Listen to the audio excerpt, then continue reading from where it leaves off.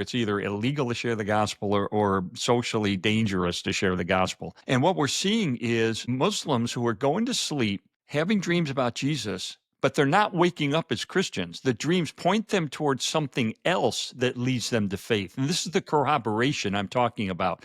So I'll give you an example. There's a woman named Noor, and she was a mother of 8 in Cairo, Muslim. She has a Jesus dream. Jesus appears to her. They're walking along a lake shore, and she's mesmerized by his beauty and his love and grace. She just feels it, and she's overwhelmed by it. And she said, Jesus, why do you come to me? I'm just a poor mother of 8 children. Jesus said, my friend will tell you why tomorrow. She said, who's your friend? Jesus pointed to a man who she didn't even realize was walking with them along the lakeshore because she'd been so mesmerized by Jesus, she didn't notice this guy. And Jesus said, my friend will tell you. The next day, she goes to the crowded marketplace in Cairo, and she sees that man from her dream. No. And she goes up to him and says, you're the one. He said, what are you talking about? You're the guy, same glasses, same face, same clothes. You're the one.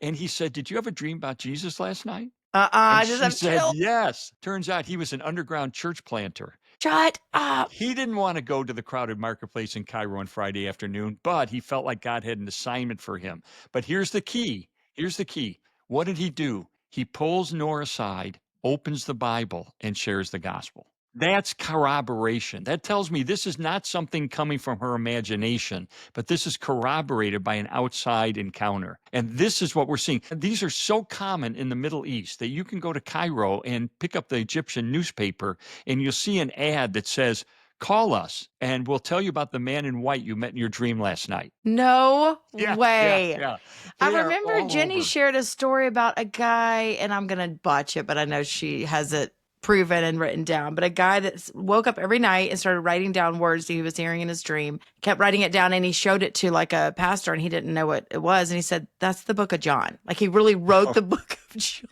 And you're just writing what he said, and he was writing the gospel, which is just the coolest thing. Okay, so I hate to transition to the scary part, but as a Pollyanna girl that's like, all is rainbows, I love the ideas of angels and guardian angels and God, but I also get really fearful about, but it is happening. There is a demonic Satan side. And so talk to us about that. Calm my heart, or maybe even put him in proper position. Like I think I give Satan too much power from time to time. Well, I think there's 2 mistakes we make sometimes with Satan. We give him too much power, or we ignore him and pretend he doesn't exist. I think both are kind of dangerous positions. We don't, as Christians, have to cower before Satan. God, in a sense, has him on a leash, and his ultimate demise is already foretold. As a Christian, we cannot be embodied by a demonic spirit. And the reason is we're already indwelled by the Holy Spirit. Wow. And so we cannot, be taken over by a demonic spirit. Wow. Now, they can bother us. They can hector us. They can growl. annoy us. They can growl on a radio show and kind of try to freak us out.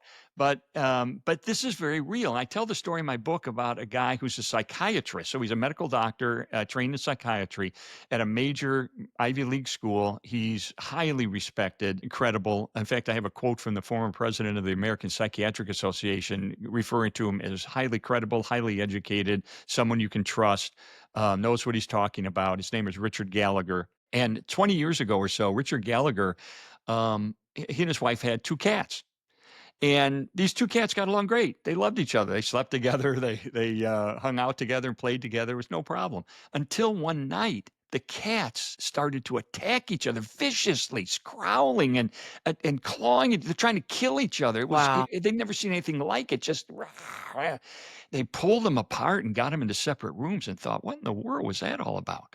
Well, at 9 a.m. the next morning, the doorbell rings. And this was a pre-scheduled meeting.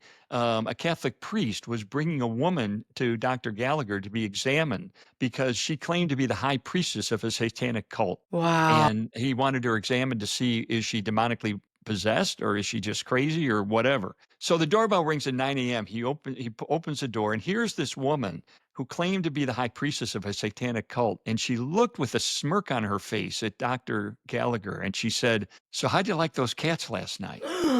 Stop. That's so awful. So Dr. Gallagher ended up spending the next 20 years working with priests and others in exorcisms.